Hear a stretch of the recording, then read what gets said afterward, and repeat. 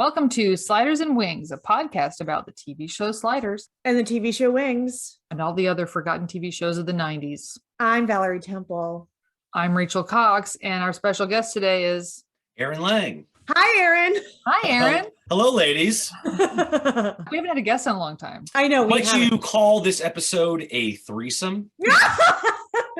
A threesome is very appropriate for the show we're doing today, which is the Red Shoe Diaries. Dear Red Shoes, I loved your ad in the personals. Well, maybe not loved, but certainly found it interesting. Have you been betrayed? Have you betrayed another? Betrayal is a heavy word, especially if you betray yourself.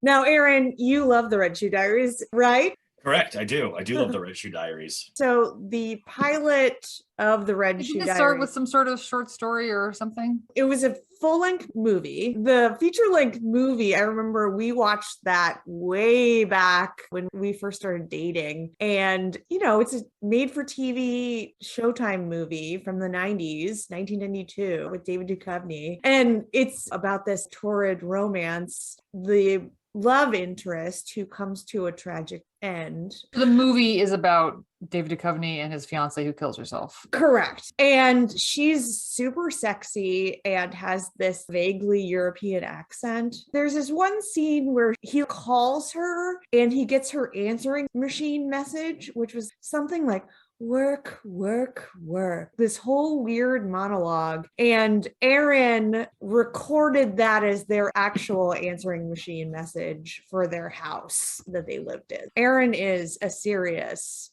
Red Shoe Diaries fan. So the movie has an 85% likes on Google. What? I don't understand that. I mean, it's not great, but there's something about it. If you're watching softcore pornography from the 90s, hopefully you know what you're getting into, and that's what you're looking for. Okay, so I think the actress that plays his wife is French-Canadian. There we go. There was a strange lilt. So Duchovny was doing this at the same time he was doing X-Files? That's correct. So I've never seen this before tonight. I knew it. And what I had knew of it was this like smutty Cinemax type show, and that's exactly what it was. The Wikipedia page is really funny. The storylines usually have a thin plot revolving around some intrigue in the sexual awakening of a girl or woman who often also narrates. Yes. The men have sexual awakenings too. There's no story arc or characters connecting the different stories other than Jake Winters introducing each episode. The movie it's based on is David Duchovny, this story, and then it comes to this tragic end. And so what he decides to do to understand his heartbreak, basically, this is almost like a grief project. And he decides to place a personal ad under the name Red Shoes because his fiance had a pair of red shoes. I don't remember that part. He first took out the ad after the suicide of his fiance and his subsequent confrontation of the man with whom she was having an affair, a construction worker and shoe salesman who sold her a pair of red high heels, inspiring the ad. Construction worker and shoe salesman? That's a perfect combo. I don't understand what having an affair has to do with suicide. I don't either, but that is what David Duchovny is trying to figure out. Right, so that David Duchovny kind of becomes our crypt keeper. He's our host. Every episode is based on a response he gets, a letter from his classified ad. So they're kind of like penthouse forums. Yes. Yeah. So he's urging women to write in and tell him their stories. And every single episode, except I think the one I sent you to watch, Rachel, starts out with David Duchovny walking his dog to a diner, going to his P.O. box, opening up the P.O. box, and like go to a diner and read the letter. And that's his narration throughout. And then we go into a sexy story. And then he comes back at the end to sort of give a little wrap up of his thoughts about their situation, kind of. His dog's with him, so he talks to his dog as kind of an expository device. I can see why they made 5 seasons of this. And you could also see how he could have been on X-Files at the same time, because he's barely in any of these episodes. They probably shot all of the David Duchovny segments in 2 days. An entire season, he's in and out. But he was definitely in and out very literally for the episode that you watched, which was one that featured him in the sexy story. I just can't. The only way this would interest me is if I was someone who had never had sex. That seems like that's the audience or something. We forget that in the 90s, it was a lot harder to find steamy stuff. 1992, not everyone even had a computer in their house at that point. I mean, even like the simulated doggy style, I would have been like rewinding that. Right. This is definitely a huge step up from tuning your TV to the static channel, the scramble channel, just hoping that a penis would flicker into view. I would do that. My friends and I would watch the scrambled porn station. It was kind of hypnotic. Even I would do it too. We would just put it on in her bedroom and we'd be having a conversation while it was flickering in the background. And then every once in a while would be like, oh, boom. My friends and I got a hotel room, boys and girls, after prom. And I think we almost got a porn. Oh, that'll be so funny. And then I think we thought better of it. That might be awkward. That's a fun idea until you're actually all sitting there together being like, what do we do now? That's what watching porn used to be a group activity, right? Like when they were on wheels. It would. A bunch of men in the back of a bar would put it on.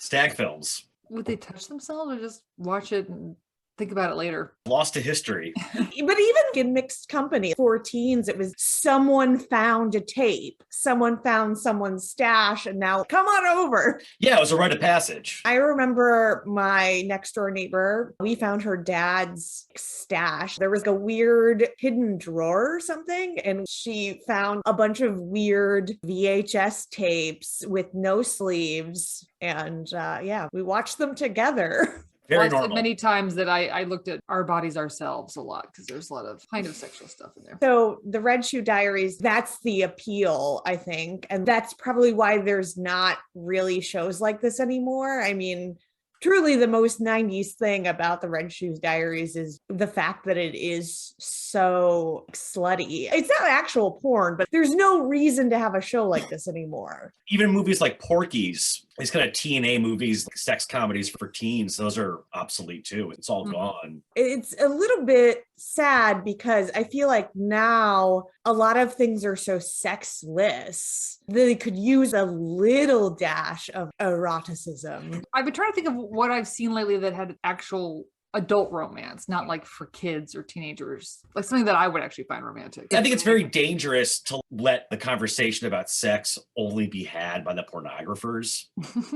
I don't think that's healthy, Because I'm so inured to sex scenes now, I could think of the last 10 shows I watched. I can't remember which ones had graphic sex scenes and which had none. Like if I wanted to stop and go, oh, could I watch this in front of the kids? I don't even remember because I don't even notice. Your brain is just destroyed. It's just like a puddle in there. They'll throw it into anything. And you're like, oh, is it done yet? Okay. That's the point, though. It is forgettable. They're clearly doing it sort of by the numbers. Red Shoe Diaries was good about finding a twist because they had to kind of make each episode unique. So it was always a little something different in a kind of relatively vanilla way. There's no twist in the one I watched. Okay, the twist that she's married. Right.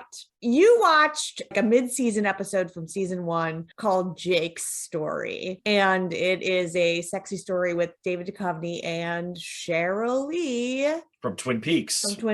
And it's just them fucking a lot. I thought it was great. I thought they were Yes. good. I thought they were iconic together. Yeah, Don't Aaron, forget that she's some sort of erotic photographer. that really felt like a porn to me. Not only are the main characters having sex, but there's also sex happening around them. There's like employees going at it as well.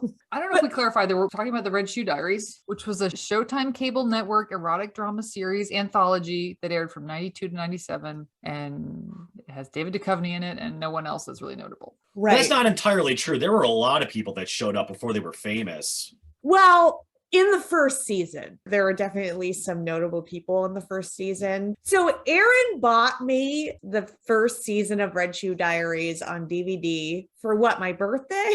Yes. So we have seen quite a few episodes, and the first season has Matt LeBlanc, Annabelle Gurwitch, Denise Crosby, Tasha Yar from Next Generation. Is she on 2 episodes? She's on 2 episodes. Matt LeBlanc is also on 2 episodes, But playing different characters. playing different characters. And then Ali Sheedy is on an episode in the first season. And then in the rest of the seasons, there's not many notable names. Udo Kier That's notable. is in one episode. Then Margaret Cho is in an episode. Her character's name is Phone Sex Worker. And then there's a really wild sounding episode. It's like the second to the last episode of the entire series, season 5, episode 11, and then has Beverly Johnson and Robin Anton in it. Beverly Johnson is a supermodel from the 80s. And Robin Anton is the woman who founded the Pussycat Dolls. Let me just read you the episode description. What is the Pussycat Dolls? The Pussycat Dolls is a musical group, like a girl group. Well, like a boy band, but with girls. Yes, yes. It's like From the early 2000s. It's a pop group. But they were actually very good vocalists, was their thing. Right. Nicole And Scherzinger was in it. they started out as a burlesque show. Robin Anton owned a burlesque club or whatever. And so they became a pop group, as most burlesque performers become. But this episode seems different than most. Let me just read you this description because it kind of sounds like a Sliders episode to me. It's Now you called, piqued my interest. yes, I thought it would. It's called The Forbidden Zone. A woman in an affair on the skids tells a story set far in the future in a completely Puritan world where any of the freedoms we take for granted are all but forbidden. A world where dance and music, love and lust are the only rules. Was this when like Showtime had started doing their Outer Limits reboot? Because their Outer Limits show, also from the 90s, had a lot of like sexy episodes. Oh, Yeah, I mean, this just really gives me a hankering for the Outer Limits, which was longer and better. maybe this Forbidden Zone episode is like a backdoor pilot. So to speak. Yes, yes. Wink, wink. I'm not opposed to an anthology series, but this was very boring. My opinion is that nothing gets to the core of the 1990s more than softcore pornography. The occupations they have, the apartments, like the loft apartments they live in. The architect's drafting table. Everyone's an Classic architect. 90s job. And then there's always like a long-haired artist character who is sort of like portrayed as struggling, but doesn't actually have the material conditions of struggling. They still have a place to live and are like well-dressed and sexually viable. It's very like end of history in Red Shoe Diaries. Nobody's racist. The class barrier, it's very negligible. And it's just this kind of casual utopia where people just have careers and engage in flings. The 1990s, the attitude was like, well, we're done here. We've fixed everything and we're just on cruise control until the end of time. And softcore pornography just revels in this naive delusion. It rammed it home, you might say. Yes. I did laugh when I saw his architect's desk. I've never seen a drafting table that big. It was gigantic. It's always an artist type with a professional type. It's always an architect or a lawyer, and then they're with like a sculptor. And you see this in non-softcore too. You see it in Ghost. Swayze's a Wall Street guy, and then like a ceramics pottery chick. This dynamic was all throughout the 1990s. Well, it's sexy. The show is full of 90s stuff. One of my favorite episodes is about a flirtation that a woman embarks on. She's in her office, in her skyscraper, and the guy in the skyscraper, in her view, they start strip teasing for each other through the window. And their flirtation eventually escalates to sexy messages faxed to each other. It's wonderful. I mean, this is just escapades. And you could tell that it was pretty cheap to produce because you're only paying one cast member. They get a pretense to keeping up some veneer of class. Like there's lighting and there's set direction. I mean, it's tawdry, but in the 90s, the tawdriness then was different. It had this kind of pretense of eroticism and romance. It's more classy, not trashy. That was their aspiration, at least. The show is a lot of 4-post beds with gauze hanging from it, mosquito netting, lofts, and then people in really nice lingerie just sort of writhing around. The show is kind of boring because there is this emphasis on these sex scenes that really take up a lot of screen time. It's a 22-minute episode and it's fully maybe 10 minutes of dialogue-less making out and having sex. If that's not piquing your interest, Red Shoe Diaries is not going to be bringing you really engaging plots. Mm-hmm. That's not what it's trying to do at all. It does have incredible moments. Like Rachel, there's one episode with the most 90s moment out of any show you've ever watched where a character opens a condom with their mouth. Only in the 90s. There is a lot of mention of safe sex. They show the condom. Condoms are spotlighted. This show really sells condoms as part of the sexual experience. The show itself is almost an ad campaign for condoms. You can still have fun and be safe, Rachel. Aaron, why don't you tell Rachel about your favorite episode of Red Shoe Diaries? With Denise Crosby? Yep. We watched this a little while back, so stop me if I'm getting this wrong. Denise Crosby's a cop, right? Yep, she's a cop. And she's fixated on this guy at her, where else? Her gym. Yeah, it's super 90s. She's like stalking this guy at her gym, and he's just not having it. So using her powers and authority as a police officer, she fucking kidnaps this dude. And she takes to him, but where else?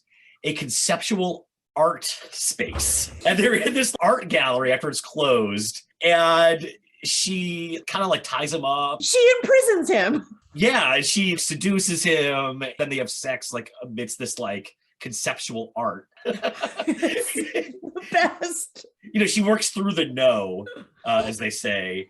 And, you know, he eventually consents and they have a romance, a wild romance. It's excellent. It is off the wall. I mean, it is totally insane, but really good. I do think that the really watchable and entertaining episodes are a little few and far between. Aaron was really excited when he bought this DVD set for me. He was like, we're going to power through and watch all of it. And it really got old after 3 episodes. Softcore pornography is like a mood piece. You know, you have like those 90s lamps. They're really long, narrow stalk, and then like the kind of like fan lampshade that's like glass and points upward. You know what I'm talking about? Yeah. Like describing that with the little gold knob you turn. Or maybe the ones where you touch them and it just dims slightly, like it changes the lighting. They don't have clap on, clap off. No. Or conversely, like the very, very squat lamp that's like Southwestern color scheme. It's always like teal or salmon. It's very, very squat lamp with a similar sized lampshade. Yeah, you know what I'm talking about? What is your point that relates to lamps?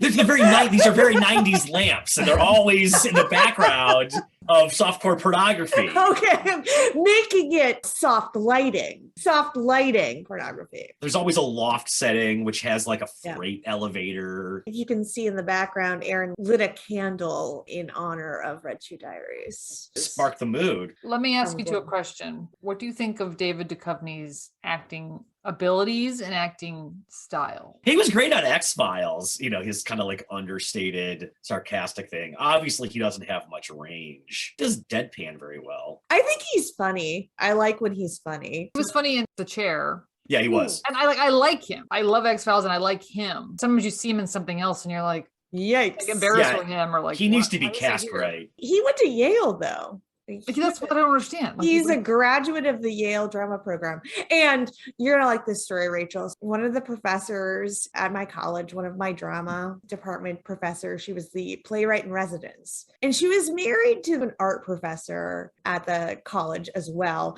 But he got his professorship because they really wanted her to be the playwright in residence. So they're like, okay, we'll give him a job too. And he was a real dork. I was an art major as well. So I had him and I really knew from experience that he was sort of lame. And then we found out that when she was at Yale getting her playwriting MFA, her boyfriend was David Duchovny.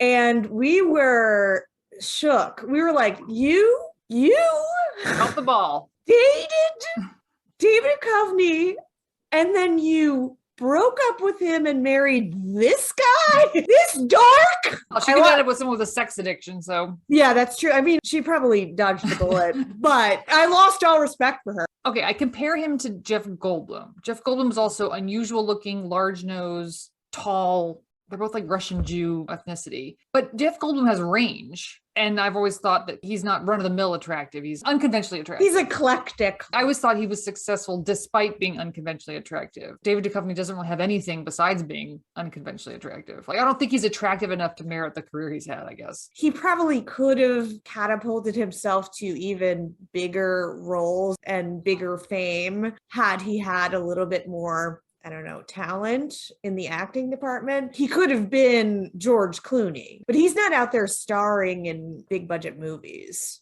Yeah, they tried, didn't really work out. Remember Evolution?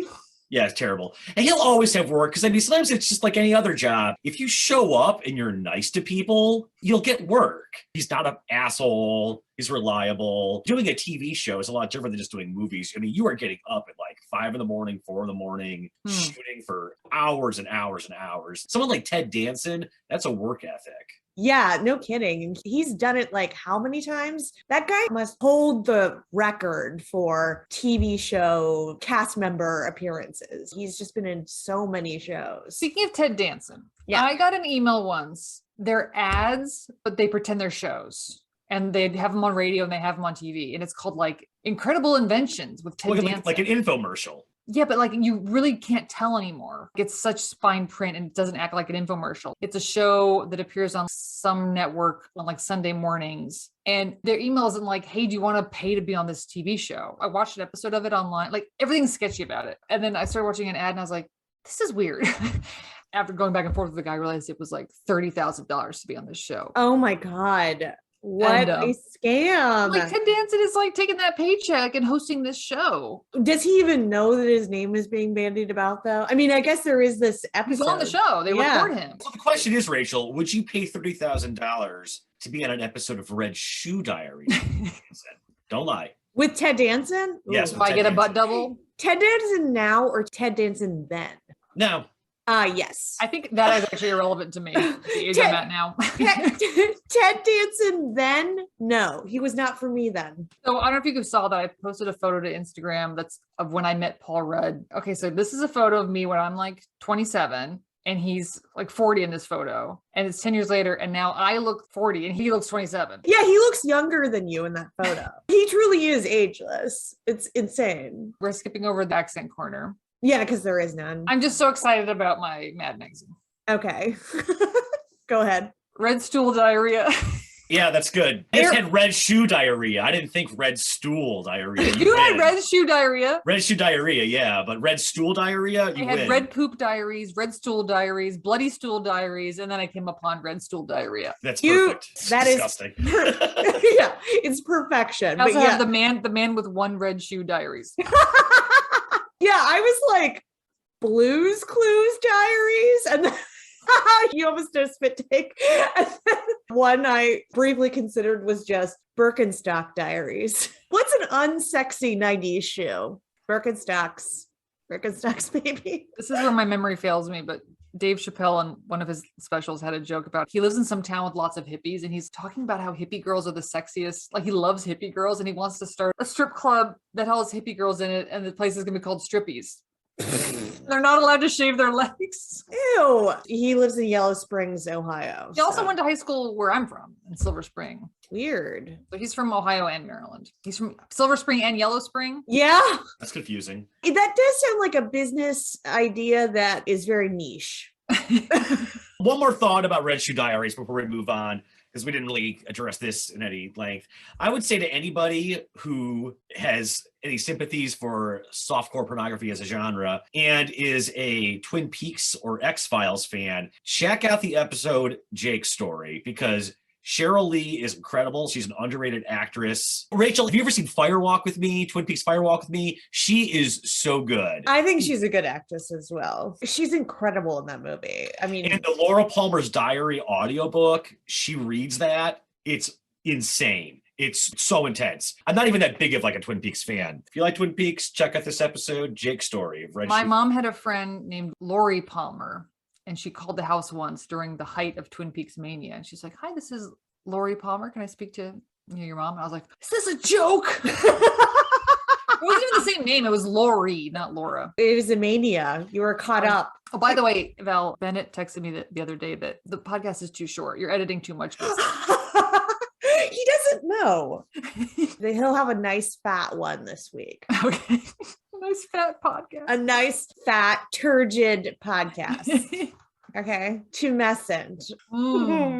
Eam also texted me not really a correction, but some information about Boston Common and why it was called Boston Common. I'm listening. It is because the Will and Grace guys who created the show, and also Anthony Clark, went to Emerson College, which is a college in Boston that a lot of TV people go to. And so that is why the show is set in Boston. What is our most 90s thing for this show? Itself. Itself. Yeah, the whole thing is top to I've bottom said 90s. Loft multiple times for the most 90s thing. Loft. I think the softcore porn is 90s, is an artifact of the 90s. The 90s was an era of softcore porn and erotic thrillers, which is why it's my favorite time period.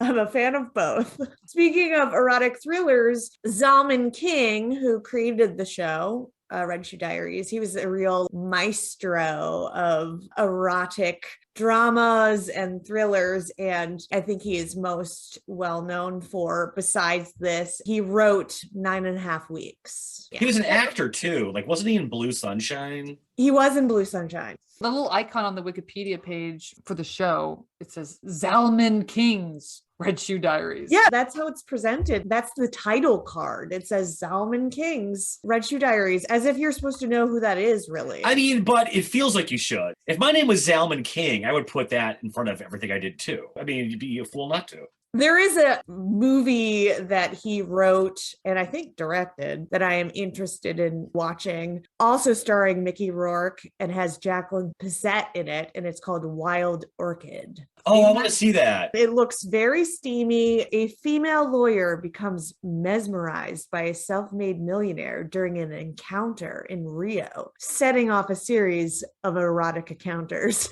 Sold. Yeah. Didn't Carrie Otis married Mickey O'Rourke because they were in that movie together? Oh man. See, it was too erotic. Mickey Rourke made that huge comeback with the wrestler movie, but then Well, he was supposed to. I think he's an asshole. I think that's what happened. He made such a splash with the wrestler, and then people did try to hire him. He's known for being difficult. He's weird. He loves his dogs too much. There was a brief window where people remembered him fondly from the wrestler, and then everyone who tried to work with him following up from that were like, oh, never mind, I forgot. He was one of the best actors of his generation, like in the 1980s. And he threw it away. He fucked it all up. Any final thoughts?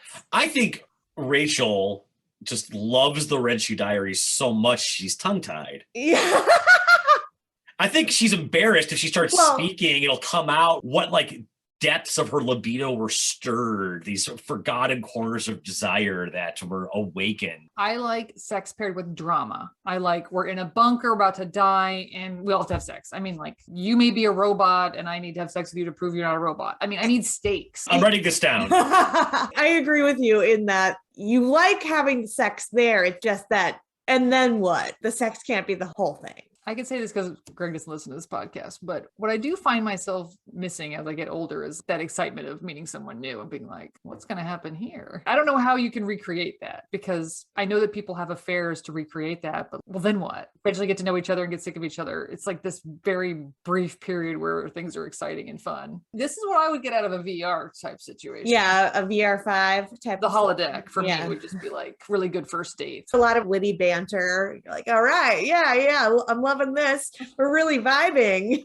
All right, well, what you watching, Rachel? We've been slowly watching the final season of Search Party and just finished it last night. It is nuts, but if you even have a modicum of affection for John Early, he's very funny. It gets nuts at the end, but it's done now. It's not coming back, right? It's like No, it's that's finished. It, yeah. It's finished. But it was 5 seasons. That seems like a lot. It lasted for quite a while. I have big TV news for everybody. You're both going to be interested in this, I'm sure. Just announced that Tim Allen is reprising his role as Santa in a Santa Claus TV series for Disney Plus.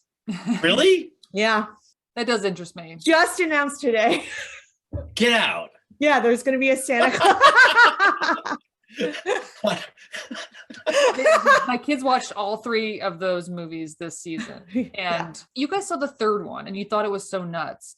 But the thing is, the second one is also nuts. We can actually talk about that because we did watch the second one finally this year. Yeah, 3 isn't quite as weird if you've seen 2, because kind of 2 is a robot. explains- Yeah, it does. They're weird movies. My theory behind why the 3rd one is the weirdest is because it spends the most time in the North Pole. Everything in the North Pole is crazy. Santa has to go do something. In the second one, they clone him. They build a toy Santa substitute who then ends up being an authoritarian dictator type of guy. Kind of a multiplicity type of scenario where his personality completely differs, just evolves into something maniacal. He's played by Tim Allen, but with like a smooth face. I feel like he was doing the Buzz Lightyear voice for that. And I also feel like there were a few Buzz Lightyear catchphrases he threw in. So it was like he's cross promoting his movies. I want to put something in the chat for you guys, and it doesn't have to do with 90s TV shows, but okay. It's an AI. Download this app. Look at her face. Replica, sure. You've heard of Replica? Yeah. It's kind of scary. I was reading an article about when can we expect the advent of AGI, which is artificial generalized intelligence. So that means not an AI that is just programmed to do X, Y, or Z. It's like basically a human-like intelligence that just knows certain things. That can like think like a human. It sounds like that could just happen at any time. I guess the thing that would prevent the robots killing all of us is that they don't have bodies. But I am sure they could just, turn off all the life support in the hospital.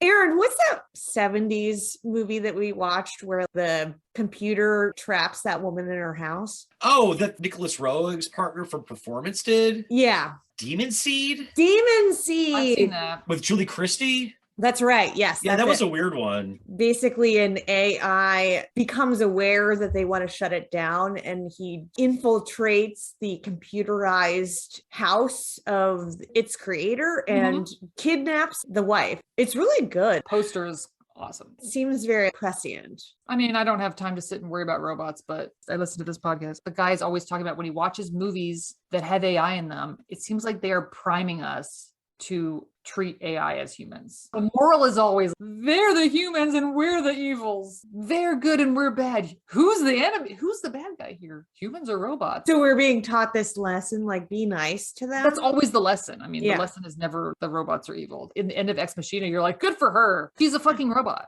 Like, she doesn't have feelings. What do you think, Aaron? I think we're being primed to become robots. Ooh. Or, post-human. We are slowly fusing with our phones. Our phones are computers. Our life is being lived online. Like, why not just cut out the middleman? This body, this mushy body. Did you guys ever watch Devs? No. You have to watch Devs. You've never seen Raised by Wolves yet either. Nope. Every once in a while, I'm like, Val still hasn't seen Raised by Wolves. I know. And it's the second season is coming in like 2 weeks. Tell Aaron what it's about and convince him that we should start watching it. I'll just tell you 2 words, Ridley Scott. That could mean a lot of things. That could Okay. be great or terrible. Well, did you like Prometheus? No. Not even like it was No. flawed, but I enjoyed it. Fucking No. garbage. I hated it. Senseless, useless garbage. Garbage that can be entertaining, but I don't like garbage that thinks it's so fucking smart. Species is a better movie than Prometheus. I read the novella of Species because I fucking like Species so much when I was. It's 14. so great. I saw the movie like 3 times, and then I got the book version so I could relive it at home. Oh yeah, I forgot. I haven't thought about Species in a long time. You're like in a revelry. You're like, Natasha Henstridge. Yeah. Yep. Don't even. Iconic. She looks like she's 12, and then she goes in the cocoon. She comes out. She's Natasha Henstridge.